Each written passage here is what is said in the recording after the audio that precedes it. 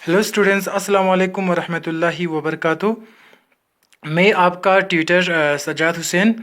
आज मैं आपके सामने constitutional design that is the second chapter of class 9 political science, इस वीडियो के साथ मैं आपके सामने यहाँ पे प्रेजेंट हुआ हूँ ताकि मैं आपको इस चैप्टर का जो मेन इंपॉर्टेंट जो हेडिंग्स है उसके बारे में मैं आपको यहाँ पे लेक्चर दे सकूँ। तो स्टूडेंट्स, मैं आपको यहाँ पे नोट्स भी दिखाऊंगा और साथ में आपको समझाऊंगा भी, तो आप आराम से साथ साथ में लिख भी सकते हैं और अपना खुद का एक सेल्फ जो है नोट्स बना सकते हैं। तो प्लीज़ स्टूडेंट्स यहाँ पे कंसंट्रेट कीजिए। सबसे पहले मैं यहाँ पे आपको दिखाऊंगा कॉन्स्टिट्यूशनल डिज़ाइन, ठीक है। इसका मतलब ये होता है कि कोई भी कंट्री जो है कॉन्स्टिट्यूशन को क्या करता है, डिज़ाइन करता है। कोई भी आइन होता है वो खुद बना के नहीं होता है, उसको बनाना पड़ता है, ठीक है। जब हम आइन बनाते हैं तो उसको हम क्या कहते हैं, कॉन्स्टिट्यूशनल डिज़ाइन हम उसको कहते हैं, मतलब आइन को बनाना। इसके बाद इसमें हमें दो कंट्री के बारे में पढ़ना है। एक यहाँ पे मैंने दिया है साउथ अफ्रीका, दूसरा हमें पढ़ना है इंडिया के बारे में, ठीक है। तो इंडिया के बारे में हम बाद में बात करेंगे, पहले हम साउथ अफ्रीका की बात करेंगे कि यहाँ पे कॉन्स्टिट्यूशन बनाते समय किस टाइम के इश्यूज को जो है इनको फेस करना पड़ा और साउथ अफ्रीका में जो है क्या क्या इश्यूज था, क्या क्या प्रॉब्लम्स था, इस बारे में हम आपको बात करेंगे। तो सबसे पहले मैंने यहाँ पे लिखा है कि Nelson Mandela fought to make South Africa democratic. Nelson Mandela जो एक अजीम शख्सियत है जिसके बारे में आप लोगों ने सुना होगा, तो नेल्सन मंडेला ने क्या किया, फाउट किया, मतलब लड़ा, किस लिए, साउथ अफ्रीका को डेमोक्रेटिक बनाने के लिए। डेमोक्रेटिक मतलब जहाँ पे सारे लोग बराबर होते हैं, जहाँ पे सबको इक्वल राइट्स होते हैं, जहाँ पे सबको पावर बराबर होता है। तो आपको यहाँ पे एक क्वेश्चन उठता है कि जहन में, तो इसका मतलब क्या साउथ अफ्रीका डेमोक्रेटिक नहीं था कि नेल्सन मंडेला ने इसके लिए फाउट करना पड़ा। क्या किया नेल्सन मंडेला ने, कैसे जंग किया, कौन सी जंग किया और क्या था। जिस तरीके से हिंदुस्तान में ब्रिटिशर्स था, क्या साउथ अफ्रीका में भी ब्रिटिशर्स था? नो स्टूडेंट्स, यहाँ पे मैं आपको बताते चलूँ कि नेल्सन मंडेला जो है एक ब्लैक पीपल था साउथ अफ्रीका का, जो वाइट्स के अगेंस्ट साउथ अफ्रीकन पीपल्स को लड़ने में जो है काफ़ी मदद यहाँ पे नेल्सन मंडेला करते हैं वाइट पीपल्स के खिलाफ। असल में साउथ अफ्रीका में होता क्या है कि यहाँ पे एक चीज़ होता है, एपरथाइड।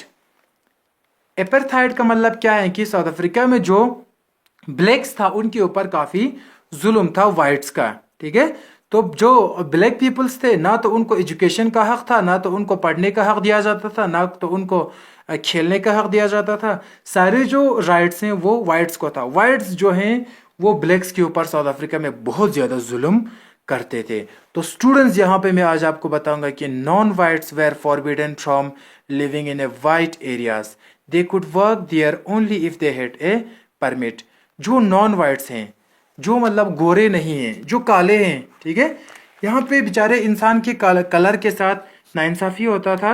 जो इंसान जो है गोरे नहीं हैं, जो काले हैं, तो उनको क्या किया जाता था, नॉन वाइट्स को फॉरबिडन, उसको मना किया जाता था कि भाई साहब तुम हमारे वाइट एरियाज में नहीं आ सकते हो, क्योंकि तुम काले हो, तो तुम हमारे सफ़ेद लोगों के या गोरे लोगों के एरियाज में नहीं आ सकते हो, तुम्हें कोई परमिशन नहीं है। तो यहाँ पे जो ब्लैक्स और वाइट्स का जो डिस्क्रिमिनेशन था, जो वाइट्स का राज था ब्लैक्स के ऊपर, इसी को हम कहते हैं एपार्थाइड सिस्टम, ठीक है। तो यहाँ पे मैं आपको बताऊंगा। और एक चीज था यहाँ पे, सिग्रीगेशन पॉलिसी सेपरेट्स। यहाँ पे साउथ अफ्रीका में और एक इश्यू था, सिग्रीगेशन पॉलिसी। यहाँ पे जो है ब्लैक्स को बिल्कुल सिग्रीगेट किया जाता था। सिग्रीगेशन उसको कहते हैं अलग करना।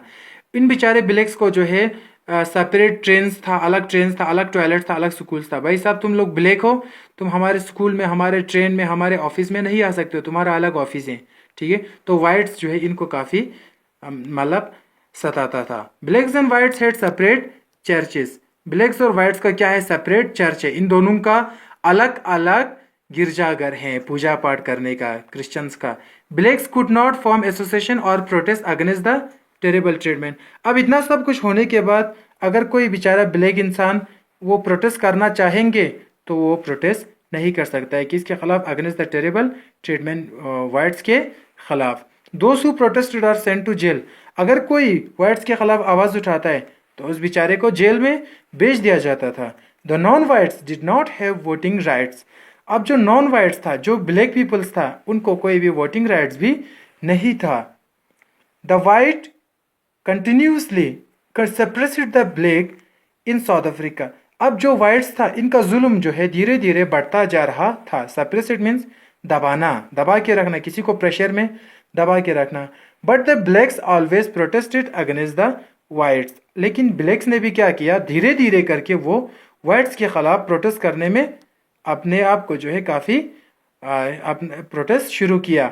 And protest were organized by African National Congress ANC। तो ब्लैक पीपल्स ने पहली बार जब वाइट्स के खिलाफ प्रोटेस्ट किया तो इनने एक एसोसिएशन बनाया अफ्रीकन नेशनल कांग्रेस, जिसको हम ANC कहते हैं। एंड आल्सो, और इसके बाद क्या हुआ, and also some white people supported blacks, और कुछ जो वाइट पीपल्स थे वो ब्लैक्स को क्या करते थे, सपोर्ट करते थे। The protest were continued for many years. अब ये जो प्रोटेस्ट है वो बहुत सालों के लिए क्या हुआ, कंटिन्यू रहा। तो dear students, at last the whites defeated and South Africa became free, blacks also. Last में क्या हो जाते हैं, ब्लैक्स जो है कामयाब हो जाते हैं और साउथ अफ्रीका में वाइट्स जो है वो डिफीट होते हैं, हार जाते हैं। और and now South Africa is a democratic country where whites and blacks are equal. आज अगर हम देखेंगे तो साउथ अफ्रीका जो है क्या है, एक डेमोक्रेटिक कंट्री है जहाँ पे वाइट्स और ब्लैक्स जो है दोनों इक्वल हैं। And the country have it is own constitution, but during the making of constitution they face it many challenges. आज इस कंट्री के पास, किस कंट्री के पास, साउथ अफ्रीका के पास अपना एक कॉन्स्टिट्यूशन है जो ब्लैक्स और वाइट्स के टाइम पे नहीं था। During the making of constitution they faced many challenges, लेकिन जब उन्होंने कॉन्स्टिट्यूशन बनाया तो इनको काफ़ी मुश्किलात का सामना करना पड़ा।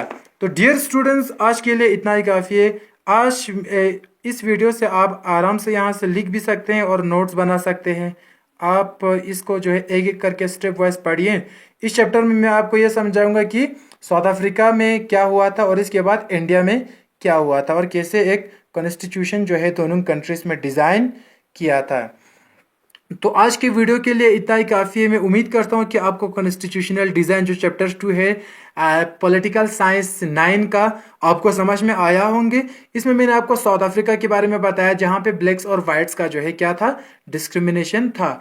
अभी साउथ अफ्रीका का सफ़र हमें ख़त्म नहीं हुआ है, इसके बाद हम पढ़ेंगे। आज हमने आपको जो भी बताया ब्लैक्स और वाइट्स के डिस्क्रिमिनेशन और इनके भेदभाव के बारे में बताया, और लास्ट में क्या हुआ, वाइट्स और ब्लैक्स दोनों सेम हो गए, एक कॉन्स्टिट्यूशन बनाने के लिए दोनों तैयार हो गए। लेकिन इनको कुछ दिक्कतें हुई, किस चीज़ में, कॉन्स्टिट्यूशन मेकिंग में, आइन बनाने में। वो कौन कौन से प्रॉब्लम्स थे जिनको साउथ अफ्रीका के लोगों को जो प्रॉब्लम्स हुआ उसके बारे में हम कल बात करेंगे नेक्स्ट वीडियो में।